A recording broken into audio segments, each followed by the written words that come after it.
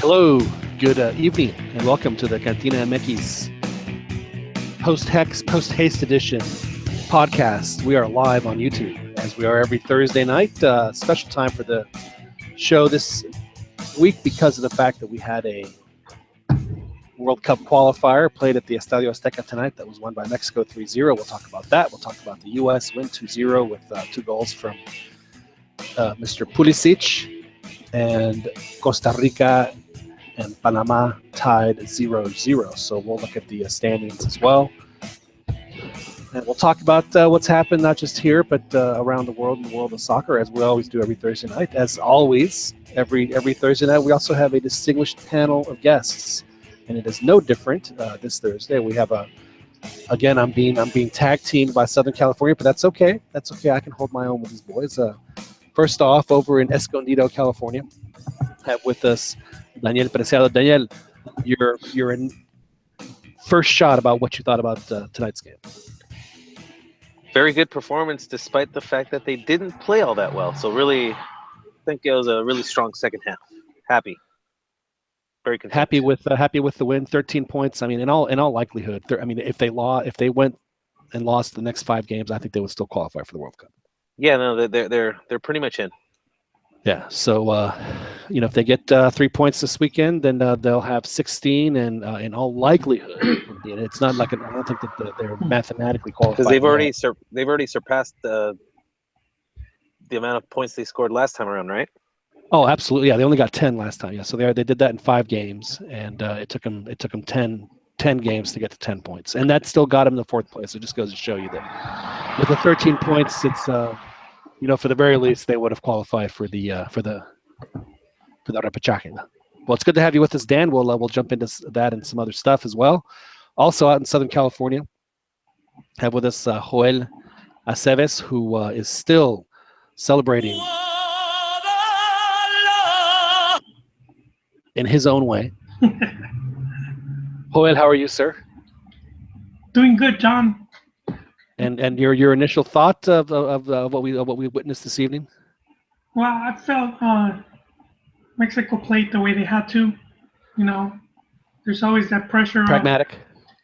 Exactly. There's always that pressure of the 3 Gs, and not gustar y golear. And I think when the team goes in with that, looking for the early goals and to completely dominate their opponents, so that they fall into this trap where then there's that desperation and all that the other teams take advantage of. Right. But I mean, Mexico is not the one needing the points. They're leading comfortably, right. and I think they managed all that very well. So yeah. So you were pleased. You were pleased with the performance then. I think that's how you play World Cup qualifiers. Yeah, Chicharito agreed with that. Somos muy chingones, y la realidad. So there you have it. Yeah, no, that's the way you do it with World Cup qualifying. That it helps you avoid like cards, injuries. It does, and again, I don't know how many folks they listen to this on a regular basis. We are live every Thursday night, and we're also available on the podcast center at iTunes as well as Google Play. So you can always search for the Cantina MX podcast and subscribe, and that way you'll get this delivered to your phone or your device every week.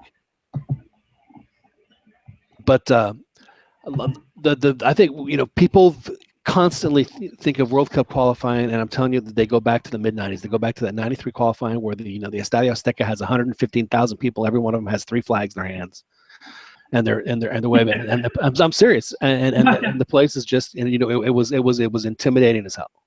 I mean, I don't think any team in the world would have been able to win in that. I mean, any team. It was, and and Mexico was pretty good back then too. I mean, it was a very strong team, and they just destroyed teams when they played in the Azteca. Just crushed them. I mean, it was like 95% possession, and so I think a lot of folks still see that. I think, well, that's how qualifying should be in CONCACAF, because at that point they hadn't qualified for a tournament and played games like that in the stadium. It had been since '78, so that would be 16 years.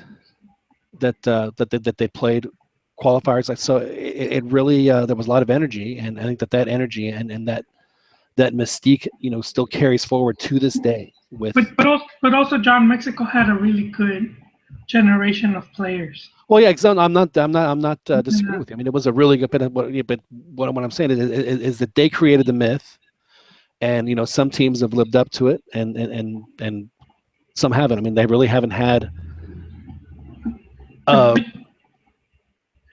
cakewalk qualifier like they had in '93, and even '93 was a little iffy. You're right, but I'll say the other thing is just the region. CONCACAF gets a bad rap of of being weak.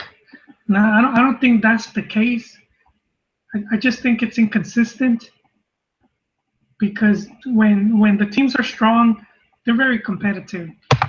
We've seen Honduras beat Brazil, even Guatemala at the Gold Cup. I don't know if you remember one of the Gold Cups.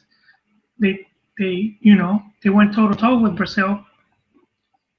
Um, so I mean, we saw what Costa Rica did, but the teams just lack that consistency of being able to stay at a high level. So you will have teams like Honduras that one cycle are very strong, and then for the next one they're just the opposite. They just hit very low. It's true. Now this particular Honduras side that played today, I mean, it was not. Let's be honest. It was not their best team. It certainly wasn't. Comparable to what they had in the early 2000s, or even in 2010 and 2014, for that matter.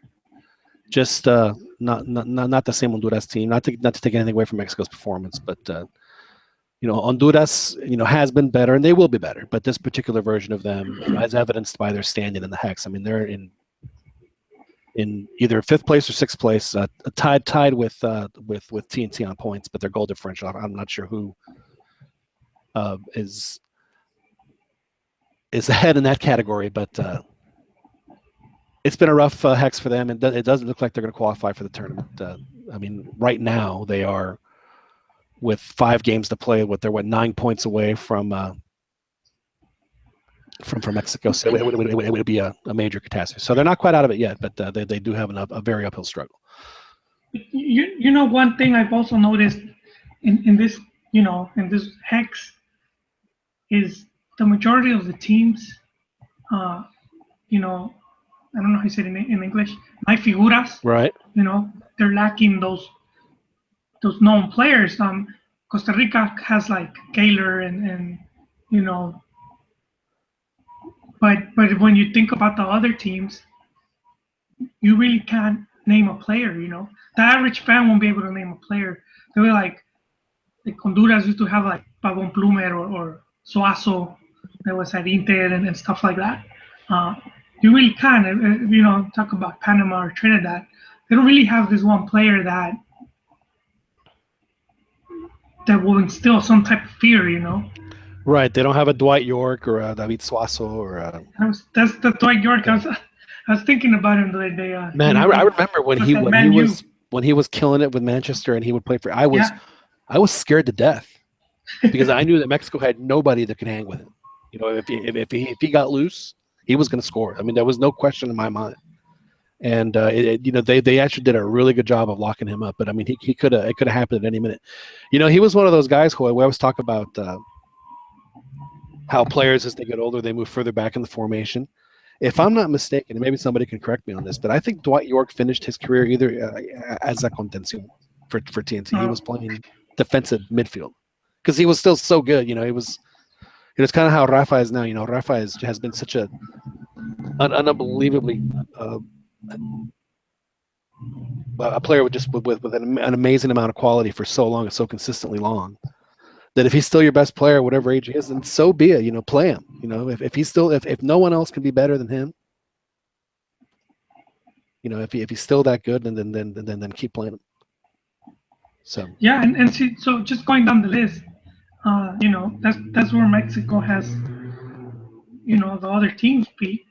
We couldn't spare a few, and we will still have more.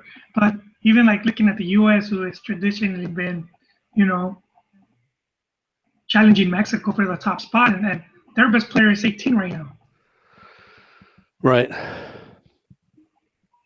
So I think, you know, I think that has helped make this hexagonal quite the walk.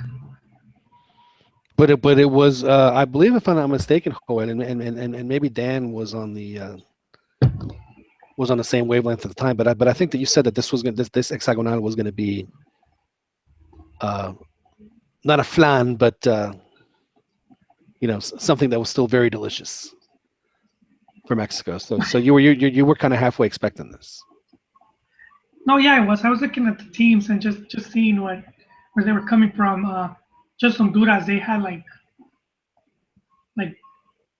before Pinto and up to the point that he joined, just a very bad streak of results in a couple tournaments where they finished last. I think only at the youth level they did good, but at the senior level they had like 2 or 3 tournaments where they were last or second to last. Going from like Gold Cup and CAF and all that. And then, US, we had already been seeing some problems with that team. It was boiling over with the whole. And John, is something that we were seeing for the first time was the U.S. media turning on their coach. Right. Like we never seen, and even that it wasn't like that brutal, but just the criticism. I don't think I had ever seen as much from the main outlets. And Costa Rica as well, since their coach left. Yeah, not only did he leave, but he goes to Honduras and then just does a great job at Honduras, where he has, 4 points, a minus 18 goal differential, and it's maybe he'll look back and say maybe I should have stayed at Costa Rica. Of course, we're talking about the Jorge Luis Pinto, who is the coach at Honduras, who in his previous gig was able to take a country into penalties of a quarterfinal against Holland in the 2014 World Cup, and came really close to winning it, like in the 118th minute. Either they hit the post or the goalie made an unbelievable save, if I'm not mistaken. So Costa Rica had a really good chance of making the semifinals. Yeah, but then even Costa Rica, like I think a lot of us were expecting that team to be even stronger, or to stay at that level for a bit longer, and they just haven't. Well, I mean, they have. Costa Rica has some very flashy offensive players, but what made them so good was the folks behind them that allowed them to do that, and that's where the Costa Rica is having a problem right now, is they don't have the. Did they lose tonight? They did not. They tied 0-0, but it was at home against Panama. I'm telling you, Panama is. I think it's if and they play Honduras, if I'm not mistaken. Wait a second. So Mexico plays the U.S. Yeah, so then it would be. I think Honduras plays Costa Rica, and it's in Costa Rica. So I mean that is do or die for the Catarachos. But anyway, but that's where they're having their generational changes is in the defense and the midfielders, and so Costa Rica has struggled somewhat. The guys haven't been able to turn it loose because they're not getting the support that they had previous. Because I mean, let's face it, Costa Rica had a very strong team, and they played 10, 12 years together. It's Mexico's gone through that. Teams go through those generational changes, except for Germany, that just seems to every year just constantly churn out unbelievably talented players. But that's a topic for another day. So the game itself, let's jump into that. Started off as one would expect a game at the Azteca, where the other team just completely tries to absorb as much pressure as possible, tries to force Mexico into errors and hit them on the counter. So we saw a lot of that.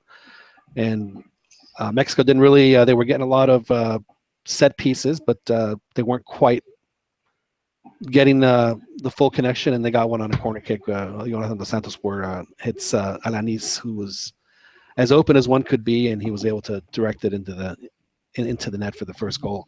First half goals at the Azteca are in qualifiers are absolutely huge for Mexico. It makes just a massive difference in everybody's mood, including the crowd and the players, and it certainly alleviated that pressure that you were talking about, Joel. I think that Dan, we were talking about that before we got on the air. If they can get the earlier the better too on those first half goals, but.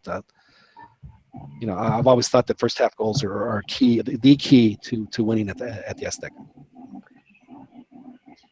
Yeah, I think because you want to get that crowd behind you, because it definitely we've seen the opposite and how the team reacts when the crowd does turn them. So yeah, getting that early goal, calming the nerves a bit, giving them a little bit of calm, just to, at that point they didn't have to worry anymore. Because I think I personally was like wondering, oh man, if they go into the half like this, it might get a little dicey. And the Honduras did create a couple chances. They did seem to get Mexico out of sorts for a smaller bit of time, but then, like you said, the goal came, and then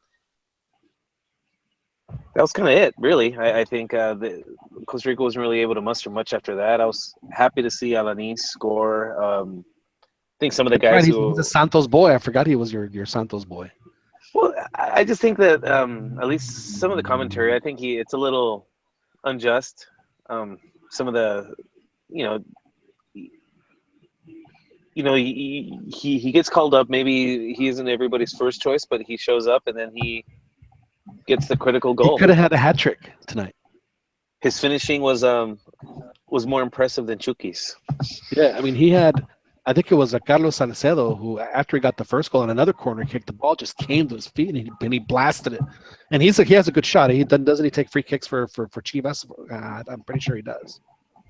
And I mean, there was no way the goalie would, and it ends up hitting Salcedo on the ankle. So it was a nice block. Him, and also I thought Reyes played well. He did. Yeah, he was kind of the goat of the last game, and again he was another one of these players whose presence and starting probably gets criticized the most, but he did well today. All good things, because I think at the end of the day, Diego Reyes is still one of the better center backs that we have. So if he can get into good form, it only makes things easier for Mexico, especially with such a short turnaround time. You like to see some of these, I wouldn't say French players, but maybe not your immediate starting 11, to have a good game and secure the 3 points. Right. Now that was a bit of surprise that he did start it and ahead of Hector Moreno, who, if I'm not mistaken, has a yellow card. So I'm sure that came into the thinking for on a why not to play him. You don't want to risk getting the yellow card and not having him available at all for the U.S. game, because probably one of the same reasons why we didn't see some other players play, because I know Javier has a yellow card as well. So we'll have to look that up here in a second. Do you want Chicharito starting against the U.S.? Sure, why not? He can get. I mean, if Chicharito can get between Chelsea's defense, I don't think he has any problem getting between the U.S.'s defense. Yeah, I'm not questioning his ability. I'm more thinking just that finish by Raul was pretty impressive. Now he is, the thing about Raul and where yes, Chicharito beat is that he has much better control of the ball. He's a more technical player. Believe it or not, he's like a foot taller than he is, and he's more technical. So, honestly, I'm happy with either one. If I would rather, and then you have Oribe coming off the bench, and I think that was the more I think about that, and we'll talk about the Confed Cup list, I thought that was actually a really good move to have, because Mexico doesn't have he is he is right now the Peláez of the '98 team. Uribe. You got to have a goal scorer like that to be able to come off the bench. He could make the difference in getting into the knockouts at the Confed Cup. Having a guy like Uribe off the bench, but we'll talk about that here in a second. I was expecting him to start, to be honest with you. Well, I mean, it wouldn't be a dumb move because he does play there, so it's he's the only one out of everybody that plays there. So it would probably he would. You have to say though, this team really, I mean, you're talking about figuras. Or Joel mentioned figuras. I mean, this team has a lot, especially up front.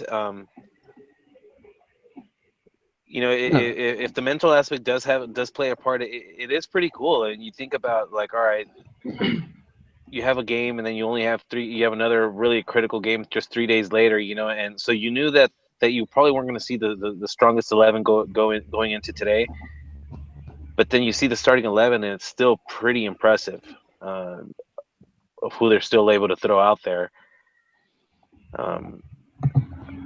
Man, and then during one of the celebrations, you see the team celebrating with Osorio, which I'm sure Joel's heart warmed, as did Ronnie's, seeing the whole team rally behind the coach. It warmed Joel's cockles.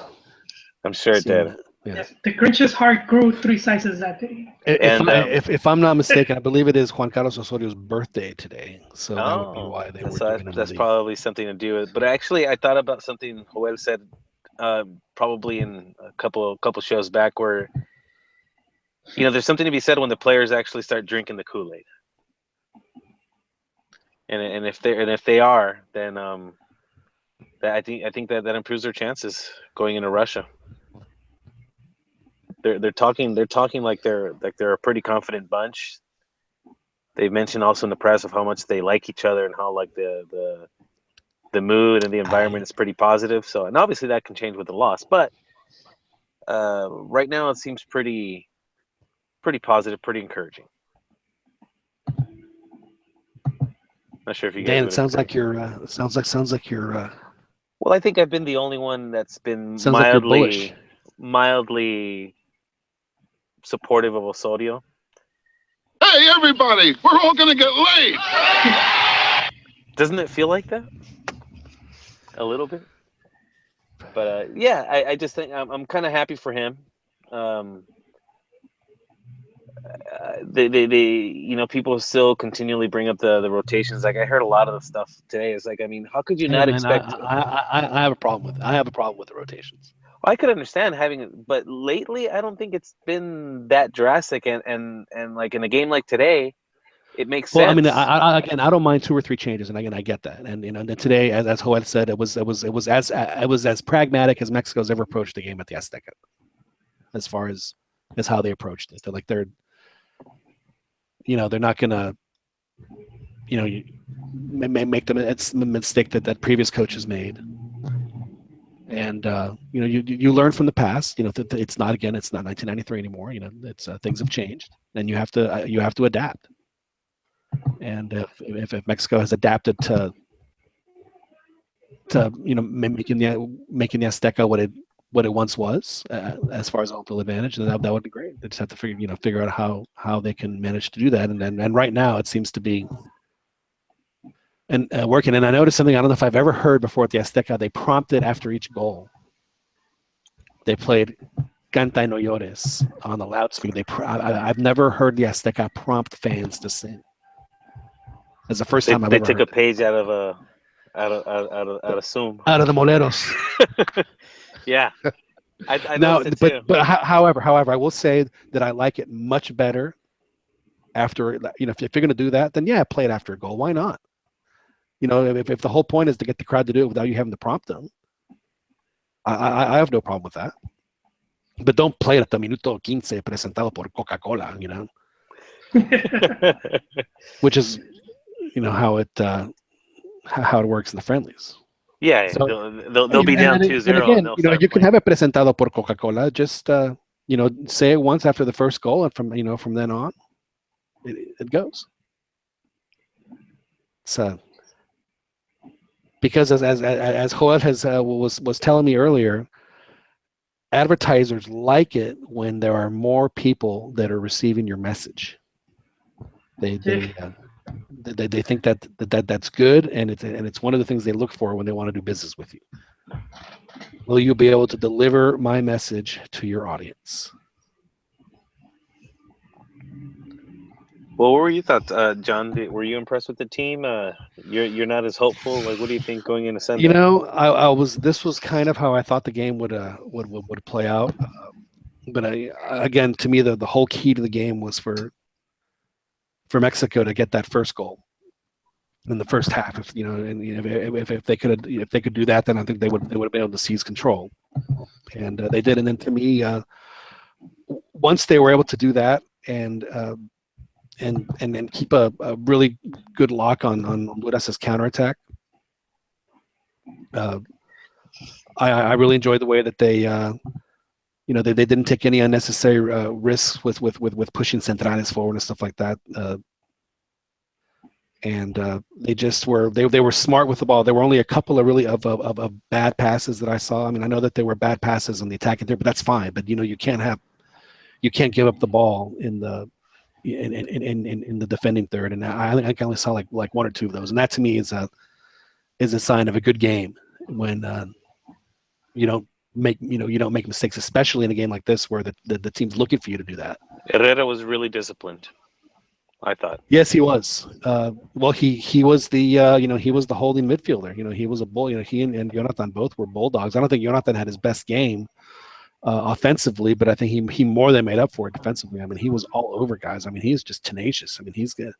He has destroyer written all over him, but like a Rafa, just an elegant kind, just and he knows what. Just a very smooth he was player. smart. I remember there was one play where even before there was any danger, he just threw the guy down. Like he's like, yeah, let me just make sure, and just threw him down. I was like, that's like that. Like that's something that the team kind of lacks. So it's good to have somebody on there that's willing to do that. But yeah, it is a real him shame. and Herrera were instrumental. It's tough. Right. I mean, when you play with it's just three of them out there in the middle. It's and it's not like I thought. Honduras was doing pretty good, like as far as when they were on the defense of not allowing Mexico to get too close. So they were putting a good amount of pressure. But overall, like it wasn't the prettiest of performances. But man, I mean, we can't stress this enough. I mean, it's so nice to go into these games, where your fingernails are still relatively normal and they're not all chiseled down to the nub. It's nice. And then again, the way that the second half played out, I mean, it was textbook. And just how the goal was scored, it was very obvious and apparent to me, and apparently out of also in Mexico, that Honduras they were just ripe for the plucking, and they got them. And they could have done that the entire rest of the second half, just those little globitos to beat the offside trap, like they got the second and third goals. Yeah. So yeah, I mean, and a friend of mine and I talked at halftime, and I said if they get the second one, I said they're going to score 4 or 5 because Honduras will just it'll be so Honduras, to their credit, I will say this, if they're going to make the repechaje, which I think at this point is going to be their only chance, they have to get their goal differential down, and they got their 2 toughest games out of the way in the first half of the Hex. So they at the end they certainly prevented what could have been a lot worse for them, and really put them out of the running. And I also think that Mexico, at least in the last 15 minutes, just kind of took the foot off the gas. I mean, like I said, they could have just killed them all night, but they decided not to. So overall, it was a good. It puts them in perfect position to be mathematically qualified for the repechaje if at this point, and if they win it over the U.S. So Yeah, I mean, I would certainly give the performance, like between a B and a B plus, and I guess that would be a B, right? So, yeah, I was pretty pleased. It was beating Honduras is not easy, and it's been since I think 2001, Joel, when Temok and company beat Honduras 3-0 in the last game of the Hex to qualify for the World Cup. That was last time that they gave Honduras that kind of treatment at the Azteca. So it had been a while. The majority have been victories, though. Yes, there have been victories. I mean, there have been, ever since then, the victories have been nail biters. Have been, they've been there. Yeah, it's Honduras. Like we talked about earlier, they were a team that had, a generation of 5, 6, 7 players that played together for 10, upwards of 10 years. Same with Costa Rica, and those guys aren't there anymore. So it looks like we've got breaking news. Oh, what's the looks breaking like news? Looks like Chucky has been sold. Oh, so it's good breaking news. I heard it was Manchester City. Is that correct? Yes, Man City, but with a stop at PSV. So it looks like he'll be going.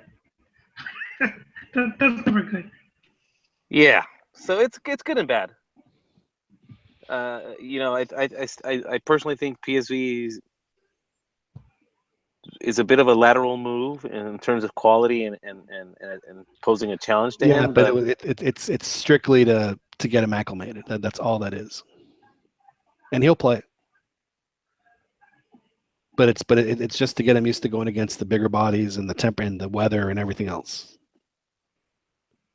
So good for him. Yeah. I'm actually surprised. I thought he was going to I thought he'd end up in Spain, but this isn't bad. I remember when Guardado was sold to Enequia Derguenda Deportivo La Coruña, and I remember when the rumor was that he was going to go to PSV, and I remember Andrés Cantor, I think he asked his whoever's color guy at the time was, he goes, ask me what my opinion is on that. And the guy's, okay, fine, tell me about Guardado on PSV. I said I don't think it's a good move for him. I think that he can do better, and he ended up going to Coruña, which I guess was a little better. But when I saw the teams that Chucky was being mentioned, that's what I was thinking. Man, he can do better than that. If you're going to go to Europe, if you're playing in Mexico, to me, there's no point in going to the, unless it's just a stopover. Go play in one of the bigger teams, because you're going to have just as good a competition and make just as much money playing in Mexico if you're going to go play in, Hey, Dan. What's up, dude? Hey, I'm looking right now saying that apparently El Chucky's saying that apparently they haven't told him anything yet regarding the thing. Although Miguel Herrera did say on the telecast that Yeah, Univision is reporting it like it's a done deal. So I don't know. Okay. Maybe I'm wrong. You know what? I don't feel it's to get him acclimated. I think it's more like a tryout. Yes, because at 21, top players, they're already bringing you up into the main team. If you're a top Brazilian, they're not going to buy you and then send you to another team just to see how you do. Because I still feel that Liga MX is not, because of our tournament style. I don't think it's valued as highly, So I mean, just because you did good, they don't take it as you might just easily. Even though the players have proven that they can, but overall our league isn't highly regarded, I should say. So it's more of like, if you could do it here, then kind of a testing grounds. If you could dominate, then we'll bring you in to the summer camp. Hoy, mira el águila que llega, that music can only mean one thing and one thing only. And that is, of course, that Ronnie De Luna joins us from West Philly. Ronnie, how are you? Good. What's up, John? How are you doing, guys? Doing all right, Ronnie? How's class? Boring. Yeah. Yeah, boring. No, I mean it's interesting Well, stuff. that's not the riveting story we were expecting, but okay. It's just obviously it's like night class, so you get tired. Did you get a chance to watch the game? Were you I did did. you tear yourself away long enough to No, take it I in? did. I did leave. Left a little bit early, and I caught most of the game. Or When I'd say actually I missed the first goal, but I did watch the other two. When you left your class, were you like, You, you, you're cool, and I'm out. Well, let's hope it doesn't come to that. Almost. it seems like the only appropriate way to leave somewhere when you're have somewhere else to go. Yeah. Well, what did you think, Ronnie? Were you did it go as you had thought it would, or how you expected, or were you completely surprised by I'm the gonna outcome? drink the Haterade, John. I mean, honestly, it's great that Mexico's in first place and stuff, but my position hasn't changed in that we're getting a weaker set of teams that are in transition.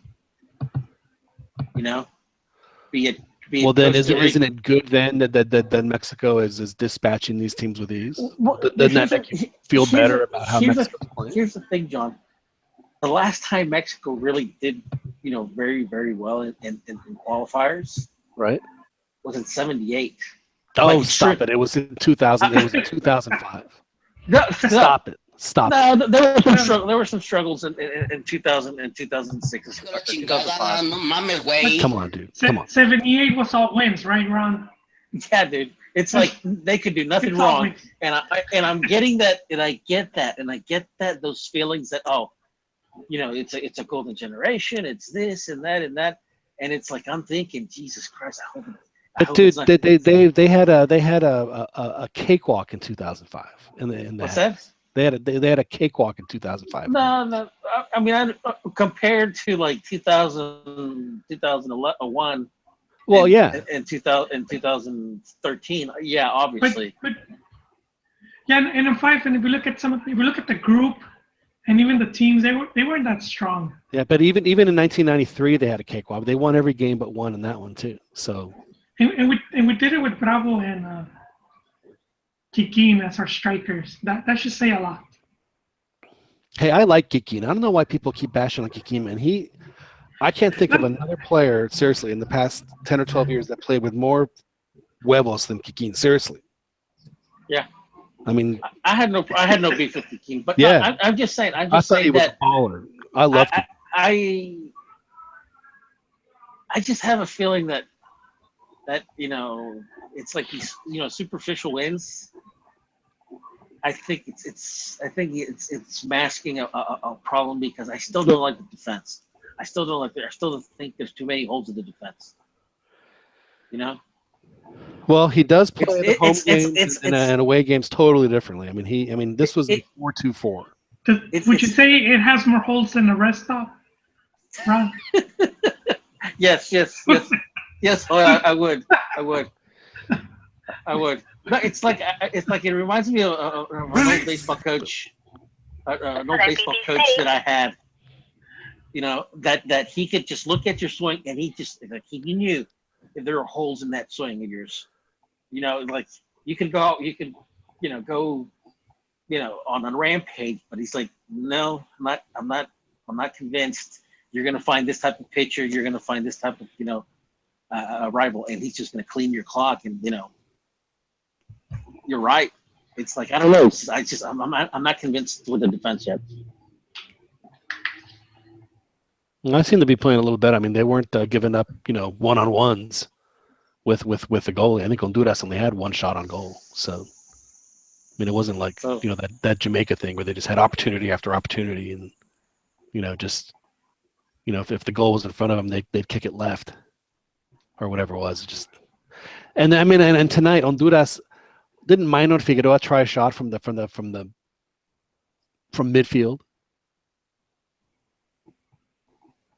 I think I only saw them two attempts.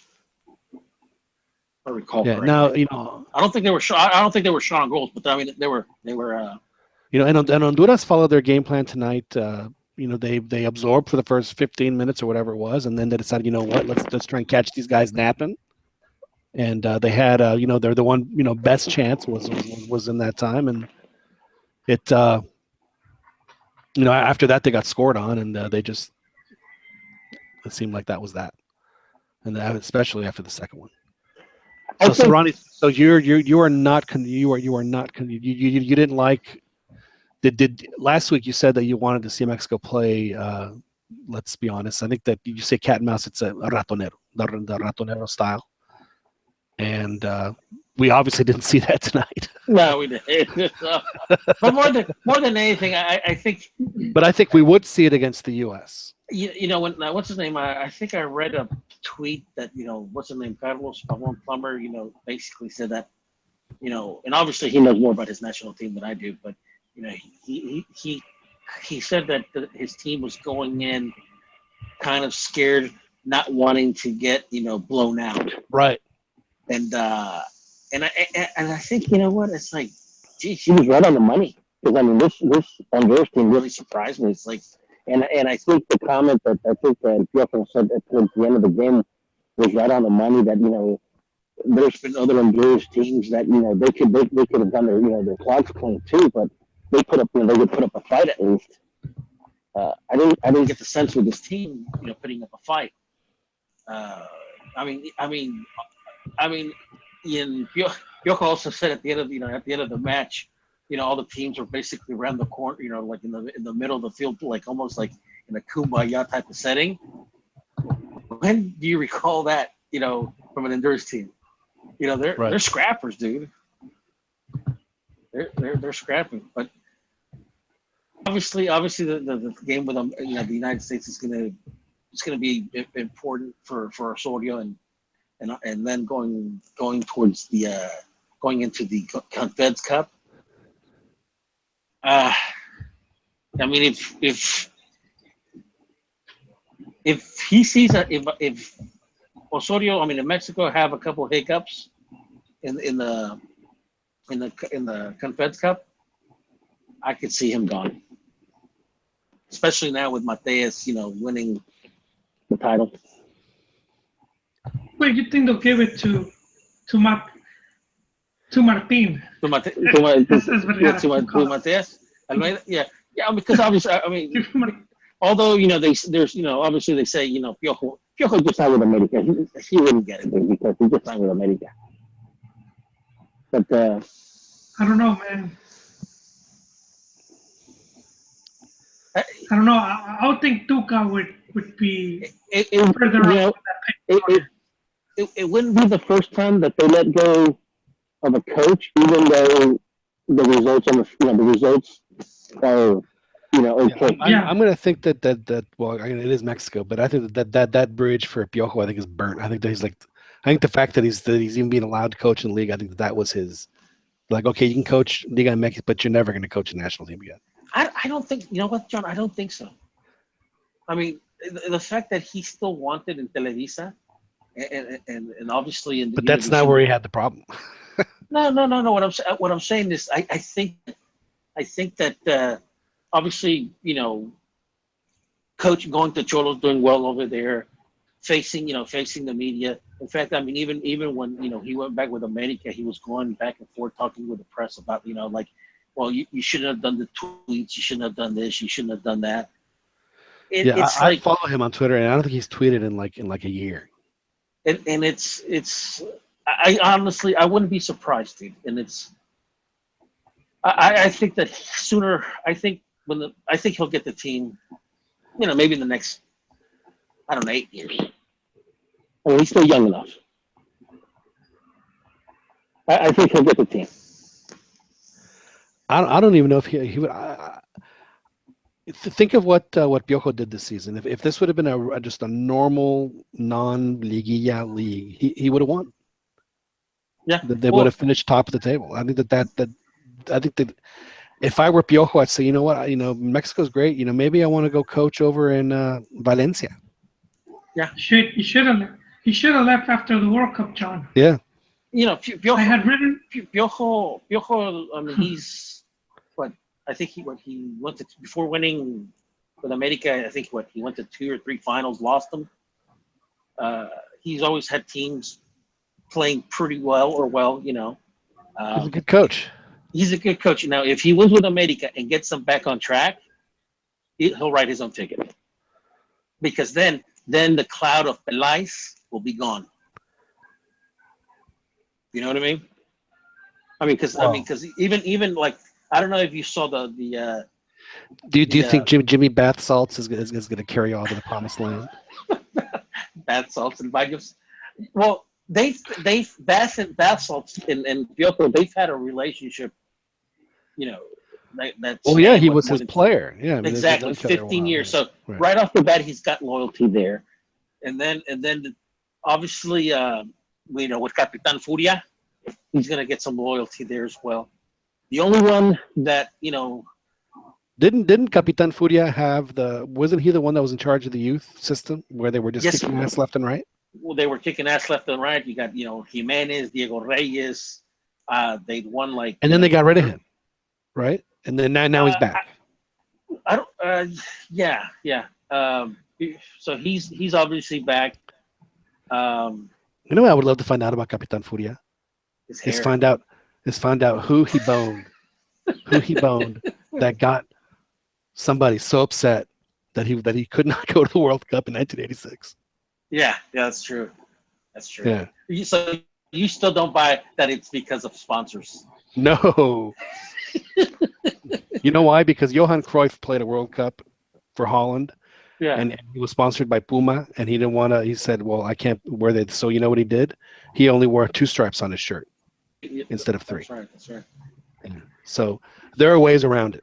I think we need we may need to put our investigative reporter on this, or do you think that this might be information that could be found in the Citadel?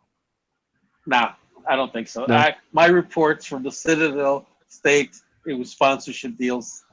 Oh, I'll bet they did. And I got the best books. They're fantastic. They're the best books. See, I'm telling you, there's no way that a player of his caliber, he was the Rafa Marquez of his time. Yeah, I know. So, to say, we're Adidas and he's Nike, so he can't play. No mames. In fact, there's. Hijo la chingada, no mames, güey. I can't say any better than that. There's just no way. There's no way. Yeah, but you know what? It was a good story. It worked, and even in the Citadel, it was so carefully thought out and so meticulously executed that in the Citadel it is considered written fact that it was it's because he was Pepsi. They had Coke on the side, and he just couldn't be around the Coca-Cola. Well, come to think of it, I do remember reading an article with El Capitán Furia, and talking about him when he was breaking onto the first team, like about to break onto the first team or so.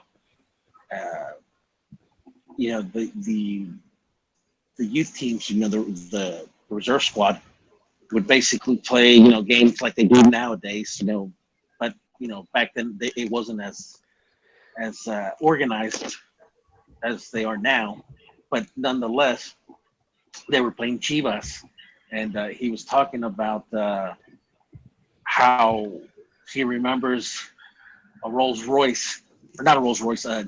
Jaguar, pulling up to the state or to the facilities, and obviously with an entourage, and and obviously it was Cañedo and what's his name, the owner of Televisa, Escarraga, and obviously with an entourage of family members and stuff like that, and he was just in awe So who knows? He could have been eyeing someone's daughter. You still want to show me your cucumber? Yeah, I mean, of course, I've just speculated, but to me, it just there's just no way that, and I mean, Mexico. I mean, I'm not saying that he would have made a difference. He would have made some bit of a difference, but yeah, to me that story is just a nice cover up. But we should probably I can't really think of a good segue, but probably start talking about this U.S. game that's coming up. Do you remember the basketball player Robert Ory? Robert Ory, yeah, he big game Bob. Yeah. He when he was with the Rockets. I think he knocked up Calvin Harris's daughter. Calvin Harris was also a basketball player, but then he was a sports announcer. And I just remember, you bringing up, bang to get in trouble, Right. Man. So there was always that beef between Calvin, Harris and Robert Ory. So who knows, man? you may be right. Hey, It's gentlemen, just Yeah. yes, go ahead. Yeah, more breaking news. ya me tengo que ir, but I just give my quick rundown on the U.S. match. And Okay. I think it'll be very interesting because I think Bruce is one of the better coaches of the Hex, and one thing he's shown he's proven is he knows how to play Mexico. So I'm very interested to see how that game's gonna develop. If anyone can give Mexico a headache at Azteca, it would be the Bruce. So it's very important, interesting match just to see how that game develops, and a bad result or looking bad could, and if that carries over into confederations. It's a big game. They still call him Bruce. Robert. You remember that movie? They still call me Bruce. Yeah. Oh, All right, Jed. With my left hand. Nos vimos. With my left hand. That's Joel Aceves. That's that decided to leave us early. Apparently, I guess he has more important things to do. So, No, but Joel is right. Bruce. He's he knows how to play these type of games. He knows how to prepare his players. Yeah, and he has he's got a kid on a hot streak that doesn't know how good he is, and yeah. So I mean, they're absolutely dangerous. But I mean, let's be honest. It's not like they're unbeatable. They can still be beat, and they have been beaten. But I know it was Jurgen or whatever. But it's still the same players. You're not going to tell me that the coach is going to make that much of a difference when the players still have to execute. So now, I mean, from what I've seen from this player, he's obviously good. He's a good player. I still don't think. I don't think he'll be a Landon Donovan. I think from what I've seen on social media and from what I've read, it seems like the U.S. is putting too much hope on this player, and I think it's dangerous. Yeah, well, I mean, it's they're certainly. I mean, they've given him the 10 already. He's 8, which again, I'm fine with. Whatever. That's it certainly sends a statement, and so far the kid has responded. So it's not like he's not. I mean, he's a very good player, and I think if folks did underestimate him, I think do that at your own peril. Yeah, no, I'm not saying that. So, obviously the kid is talented. Yeah, it's and I think that's what the it's where U.S. soccer. Did Bruce Arena ever face a team where the talent between the teams were? I guess this because I don't know. I guess in my estimation, I see Mexico as being clearly better. Well, I think that this is a more talented team than what he faced in 2000, from 2000 whatever it was, 1999 to 2005. Yeah, that's why I'm like while he obviously he's their most successful. He also had arguably the most talented U.S. team. So I mean, they're right now he's leading a team that's we mentioned earlier who's dependent on a kid and who's trying to squeeze out a little bit of extra juice out of Well, I mean, some aging players. before, I mean, when Arena took his team, to Japan, Korea, I mean, the jury was still out with like Beasley and Donovan, and obviously these players were going up through their academies and were doing well and stuff. I mean, they really did very well in that World Cup. Hey, Ronnie, you're all muffled, dude. Can you? I'm not sure. You have to unmuffle. Can you hear me, guys? Yeah, it's much better. Yeah, better. Sorry about that. No, I think you have to sit up. No, it's not that. It's my speakers or my your microphone. I don't. Yeah, my microphone. I don't have my my other stuff on me, other earpiece and all that. I understand. Is it pretty bad? No, it's much better now. Much better now. All right, cool. But as you were saying about Bruce. No, that was the generation, the 2002 generation. Yeah, that Hey man, it'll be interesting. I mean, it'll be interesting. Do you know how long his contract is for? Arena? I am not aware. I'm not sure. I don't know if it's going to be beyond this World Cup. I mean, I don't think he would want to do it. You don't think so? You think? Or maybe he just stays like Washington Tavares and just becomes the national team coach and then just does it forever. I was you know what I remember. I know that certain sectors, I guess, of the U.S. Fan base want to see was it the Tab Ramos. Yeah, Tab Ramos. With the team because of what the work that he's been doing with the youth. Right. So yeah, I think Tab needs to go hang out with some professionals before. I mean, I'm saying I'd let him coach an MLS team for a few years. And then, you're right because once you're coaching youth is all great, but when you start coaching professionals, with egos, that's a little different. I mean, honestly, that has to be, in my estimation, one of the biggest components of having to deal with the national team is how, you got to keep the locker room happy. Imagine how great Holland would have been if they would have had, everybody, happy with each other. When Hullet didn't play, because he was mad at the coach. It's like, and how many times they would just constantly, just famously, have snickers. How much better would they have been if they actually got along? Yeah.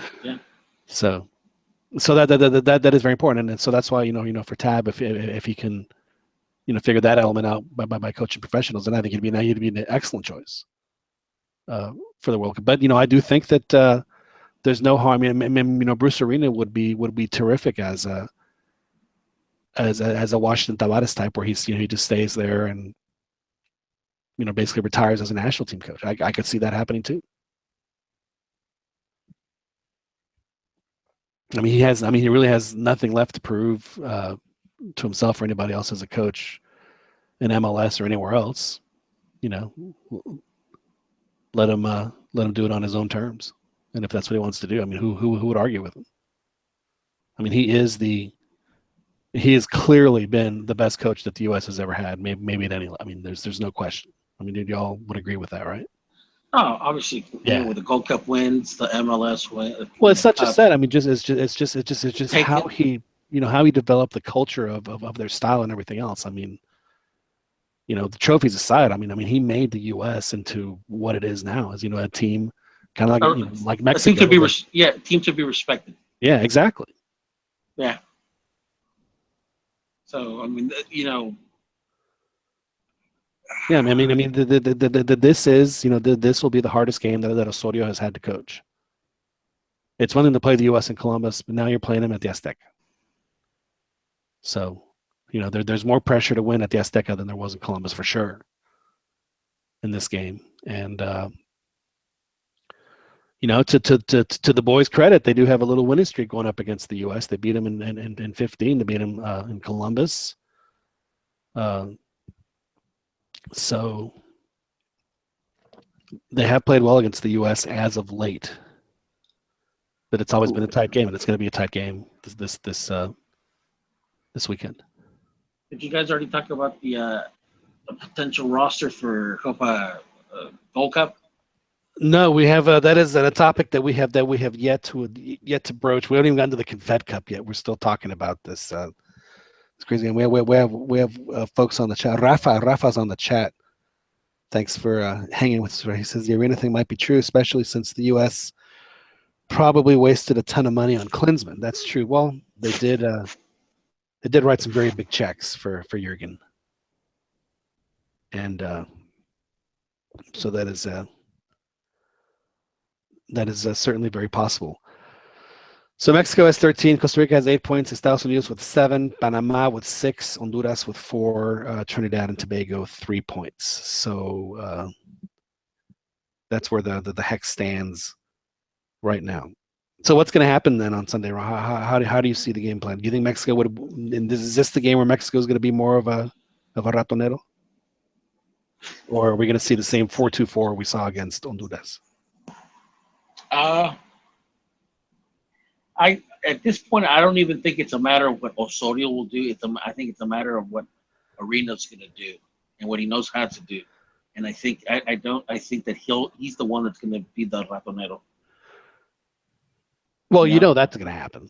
Yeah. So. But I think that was one of the things that Mexico did to break Honduras's press, was they just started sending bombazos and just giving up the ball, basically sending 50-50 ball. Say, okay, boys, you want it so bad, here you go, and let them make the mistake. So that's certainly one way to deal with that. But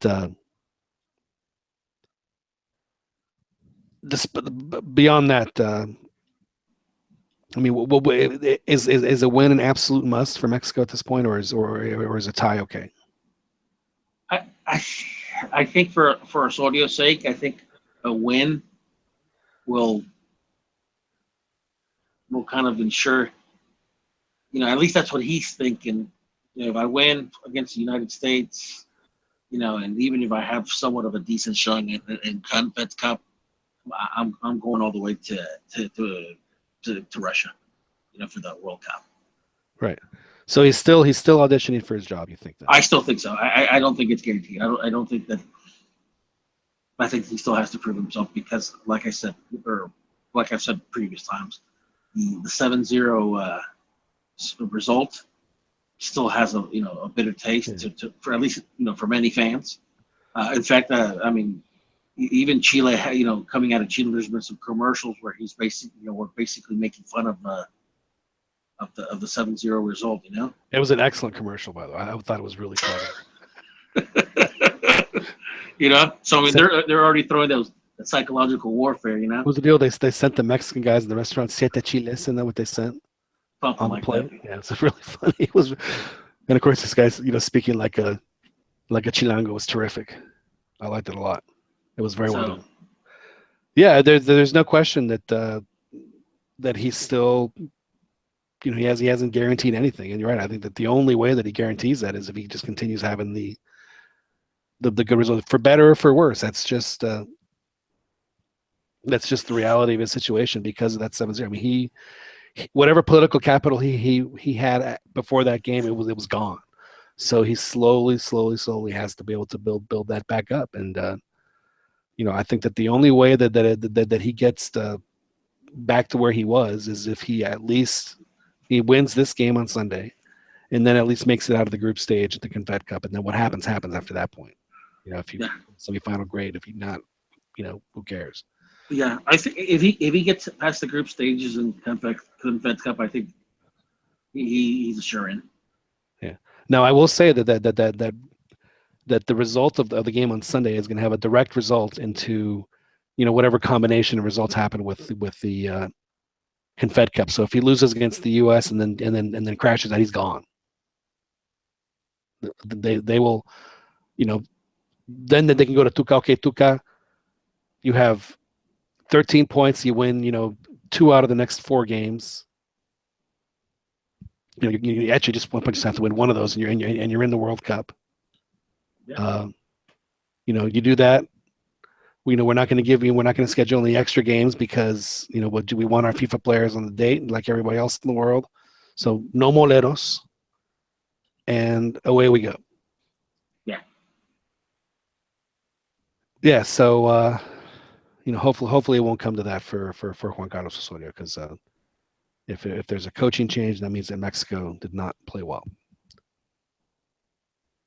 No, I do think that if they beat the U.S. and they crash out of the Confed Cup, but do it because Russia beat New Zealand 9-0 and they could only beat New Zealand 4-0, then so be it.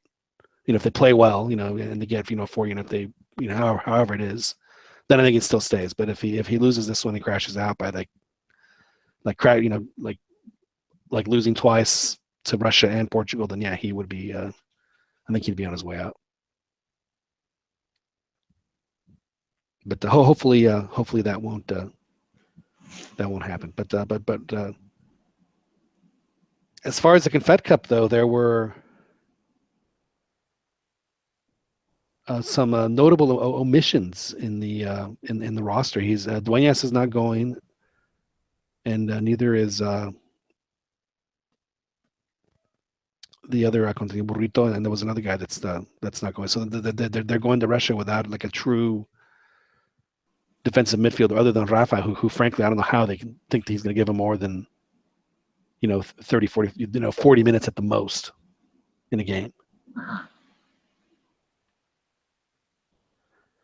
You imagine poor Rafa coming in the second half if they make the semifinals and it goes to extra time.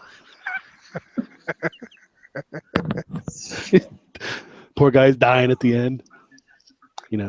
Rafa's got quite the ball spot on him. You would want him to be there to kick penalties, though. That is true. Wouldn't be a terrible thing. Yeah. Yeah. So there were some. It was a bit surprising. It's very offensive. I mean, there's a lot of guys there that can do a lot of nice things with the ball. So it was a little surprising. I don't know if you got to see the list, Dan, but your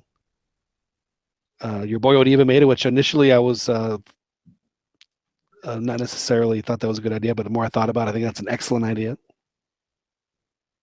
Oh no, I've been absolutely in favor of his inclusion. Gentlemen, I gotta head out. You got to bounce, Ronnie? I gotta bounce. I think it's probably a good time to maybe get our predictions in and call it a night. All right, it sounds like a good idea. Well, Ronnie, hit me with your prediction. I think that Mexico is going to win the game, but I think that I'm not very convinced that Mexico will do well in the Confed Cup. I hope I'm wrong, but I think that that's where the media will turn on Osorio after the Confed Cup. Okay, Dan. I'm gonna say a 3-1 win. Wow, 3-1, huh? Yep. It's too bad the coach is not on us. I'm sure he would have some say. I wonder if Rafa's still listening. Rafa, what's your? Or how about we have Rafa and Sergio? Let's see what y'all's prediction is for the game on Sunday. As far as what I think is going to happen, I think actually it's going to be a draw, and I think Mexico is going to be lucky to leave with a draw. Why lucky? Because I don't think that they're going to play as maybe with as much intensity as the U.S. is. I disagree. It's the U.S. I have trouble believing they're not going to get up to playing the U.S. I mean, if there's a team like how like most of the region gets excited and gets puts out really good effort against Mexico, I think I think the U.S. has that effect on the Mexico too, where they really really want to win that game. See, we're hosting a World Cup together, dude. I think it's in Mexico's best interest. Like, take it easy, Take it easy. Well, Kind of like what they did with Trinidad and Tobago. What was it in the 05? Was it 05 game? No, it was you mean in Honduras? Yeah.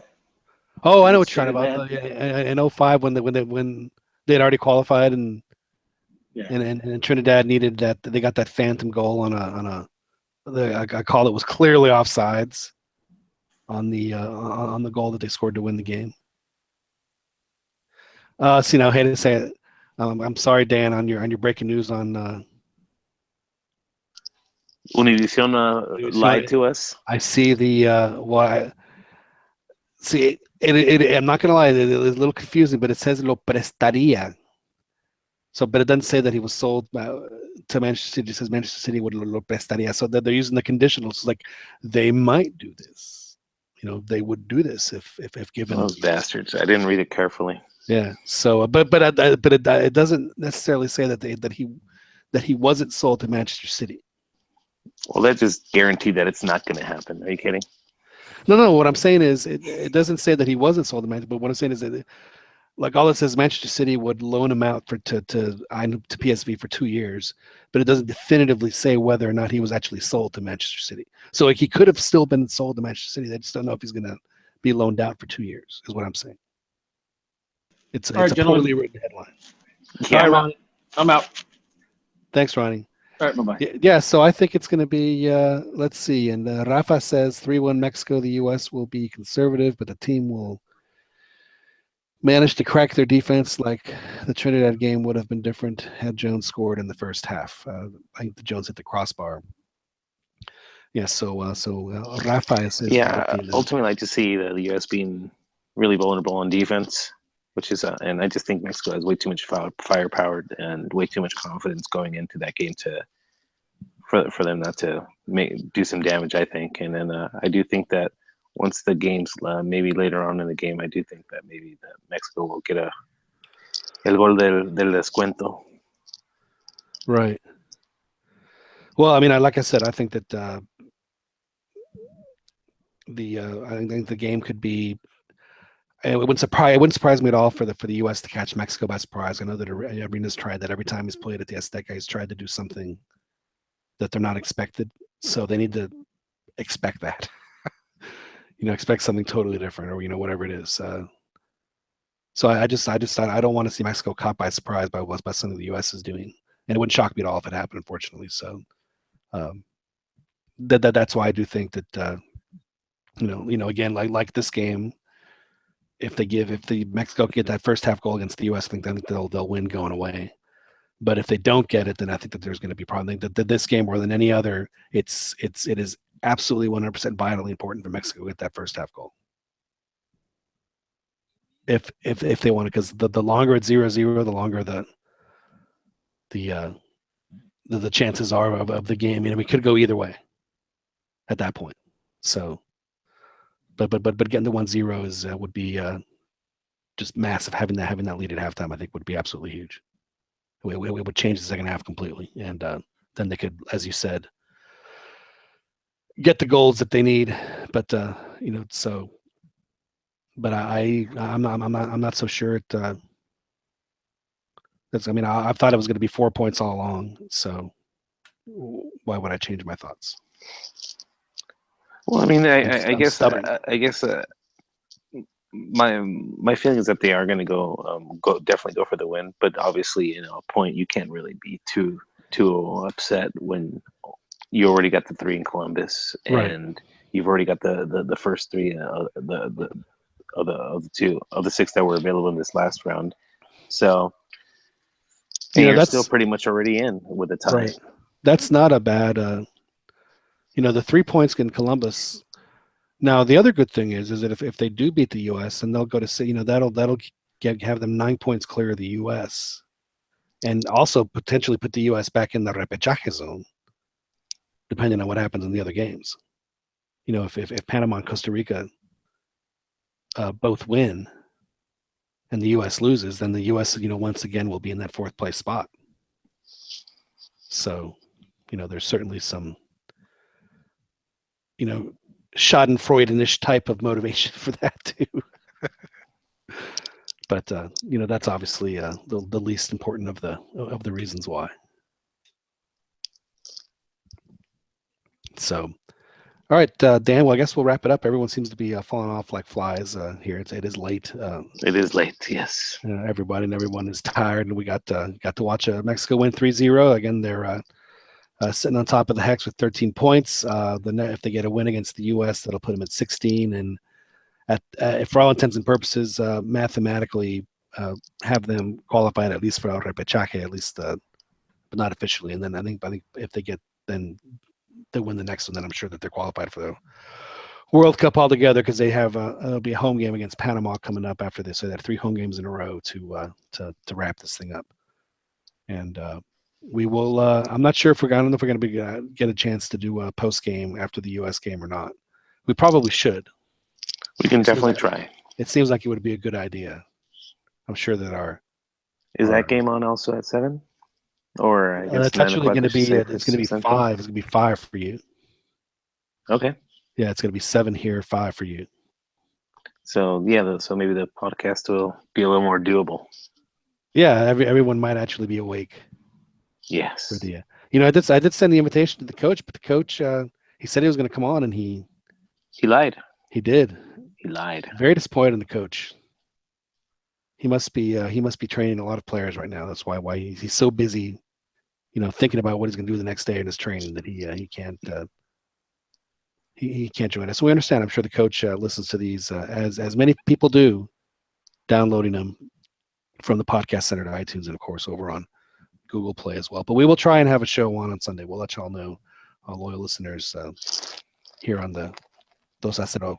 Yeah, every time, I don't know how many times when I'm doing the wrap up of the show, I call it the Dos a Cero podcast. It's funny. I was having a group text conversation right simultaneously earlier while the show was going on, and we were discussing how great a name Los Cachirules was. Yeah, I don't know why we got rid of it, honestly. So, but yeah, the Cantina MX. What is it? Yeah. Is it MX or MX? I don't know. I think either one is acceptable. Okay. We've trademarked both of them, just so you know. Cool. Actually, I have no idea. But yes, it is the Cantina MX podcast. Thank you for that, Dan. And again, one of these days I'll actually get it right. But we do appreciate y'all listening to us here tonight, and hopefully, like I said, we'll be back on again on Sunday. My name is John Jagu. Thanks so much for your patronage. We really appreciate y'all taking the time to listen to us, and we'll be with you guys again very shortly.